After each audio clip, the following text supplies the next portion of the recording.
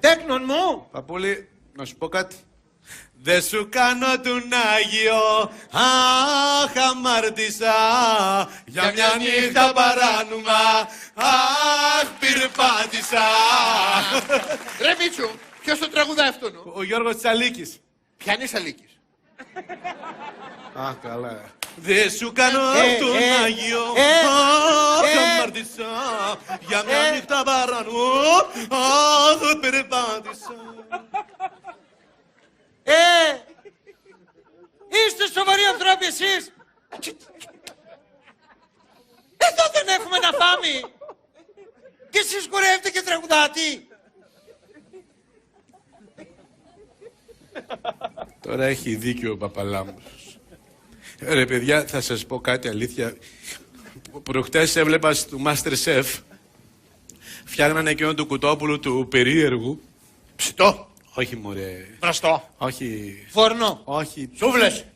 Του περίεργου σας λέω Κουτόπουλου. Περιμένετε. Μπουμπού! Ορίστε Μίτσου μου. Πόσο χαρτί ξουδεύεις μωρέ, τα πας για χέσιμο? Ένα ρουλό. Ρουλό. Ρουλό Κουτόπουλο. Μη τρέχαν τα σάλια.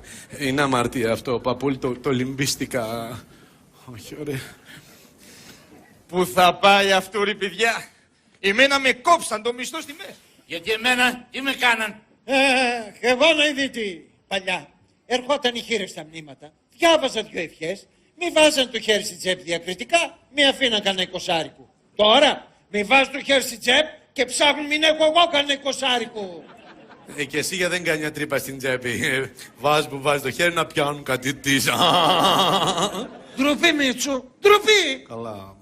Πάντως, Παπαλάμπρου, εμένα άμα δεν με έδινε λεφτά η χείρα, ξέρετε τι έλεγα? Τι? Δε σου κάνω τρισάγιο, αχ, χουριάτισα.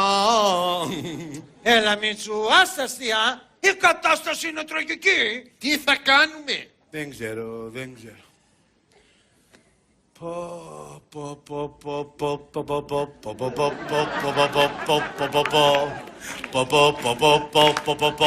Τι καημός!